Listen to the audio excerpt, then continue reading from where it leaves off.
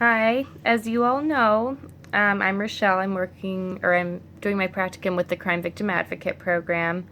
Um, the case I'm using for my plan change process project is about a client that I just started working with recently. It's a very sad case. I'm going to call her Rebecca.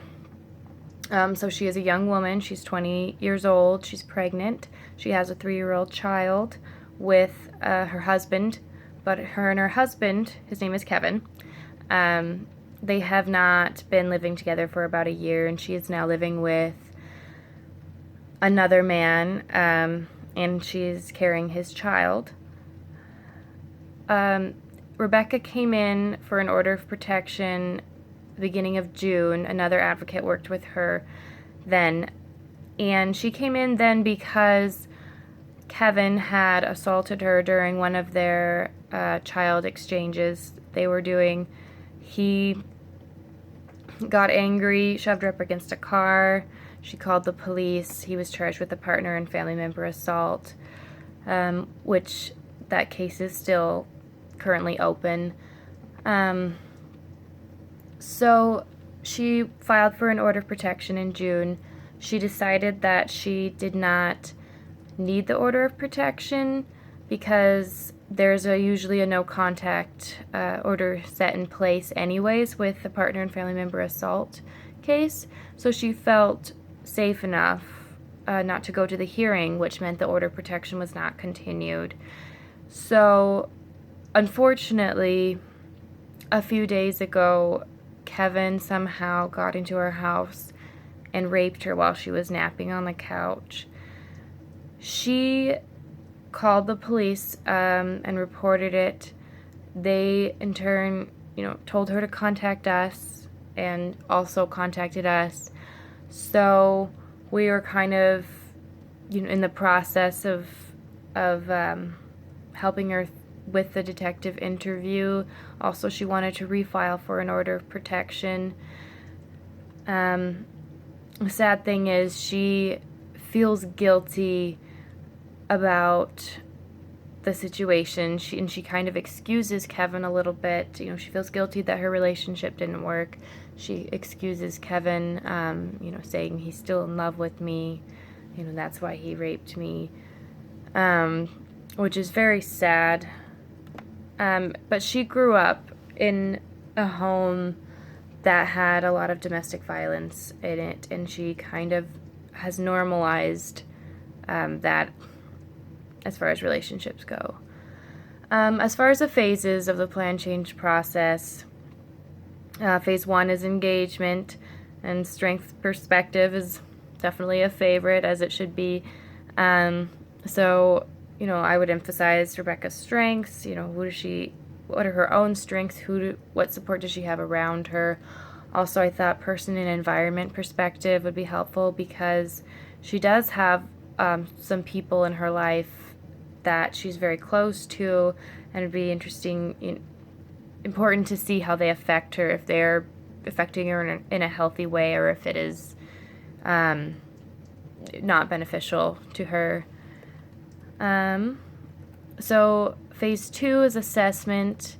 Of course, I think the crisis theory applies to this. She just went through a horrible ordeal, and it's hard to make sound decisions when you're going through crisis.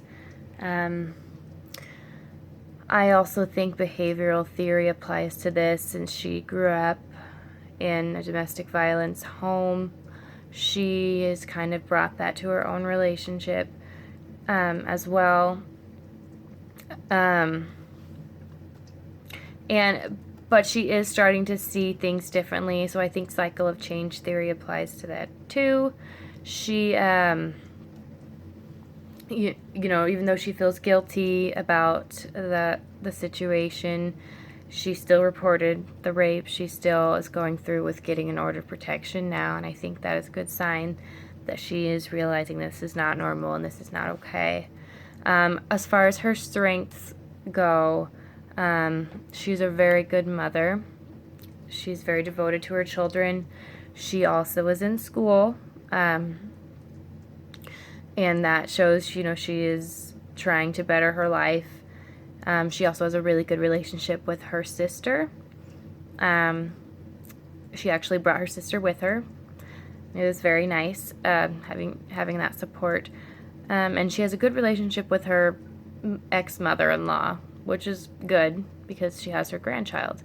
As far as problems, she also has bipolar disorder, which kind of affects her decision making sometimes. And of course, the normalizing domestic violence, can be a problem to overcome. And then the fact that she is dealing with not only the partner and family member assault case, but also now a rape case. And she's trying to file for an order of protection. She also now has to file for dissolution of marriage. She had already planned to do that, but she's definitely going to start on the process now. And then that leads to a parenting plan with him as well. And it's just a lot that she has to accomplish. And it's really overwhelming, especially when she's dealing with emotional problems from just having been sexually assaulted. So phase 3 is intervention. I think crisis intervention model applies to this. She needs to have a lot of support and communication during this time. It's very overwhelming, and like I said, she's dealing with emotional problems right now. She also, the empowerment model, to remember she is the expert at her own life. She needs to be able to make the decisions, and it shouldn't be pushed in any way. But also, client-centered, where everything that's happening should involve her, and she should be informed of all possibilities. That way she can make an informed decision. I also think the task-centered model is very important because she has so much to accomplish. Like I was saying, she's got 2 criminal cases, she's got a civil case, and potentially 3 civil cases. And that is a lot to deal with. So I think that laying out tasks, breaking it down for her would help it feel less overwhelming and more doable. First goal is to address the immediate safety and legal concerns. So we've done some safety planning with her, making sure she feels safe in her house, especially until we know about the order of protection. Also, make sure she went to see the doctor after she was raped, and we also contact the special victims detective and set up a time for a victim interview, and then assisting her with an order of protection, of course, and waiting to see if it is going to be granted. A goal 2 is to address further legal and emotional needs. This one's a little bit more hard for us at the CVA to do because our scope of practice is kind of limited. I'd refer her to the Self-Help Law Center for assistance with filing for dissolution and a parenting plan. Since we don't really help with those, we are not experts on them whatsoever. Also, talk to Rebecca about possibly being involved in therapy, and we have a counselor referral list we could hand out to her. Just encourage her to go see somebody, and then inform her about other resources in the community like the YWCA crisis line. And I would give her the information to get a HOPE card, which has all of, if there's an a permanent order of protection granted, it has all the information on it, has the respondent's information on it. And it's just easy. You carry it around in your wallet and you can show the police, this card proving that you have an order of protection. It's easier than carrying around the papers. So phase 4 is evaluation. Termination at the Crime Victim Advocate Program ends when people's cases are closed. So hers would end when both of her criminal cases were done. There would be really nothing else we can do for her at that point, except maybe refer her somewhere else for her different needs. As far as evaluating goes, we have, client self-report. We send out surveys when we're done working with each individual. Also, we check in, one last time and ask if there's anything else they need that we might be able to help them with. Goal achievement is another way to evaluate. Did we meet all of those goals we had set out?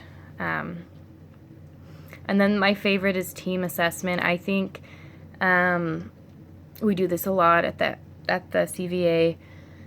Go around and talk to all the other advocates and see if they have any other ideas for any way you could help the client. I think that's a good way to make sure you're giving the best possible services. And yes, that is my plan change presentation. Thanks.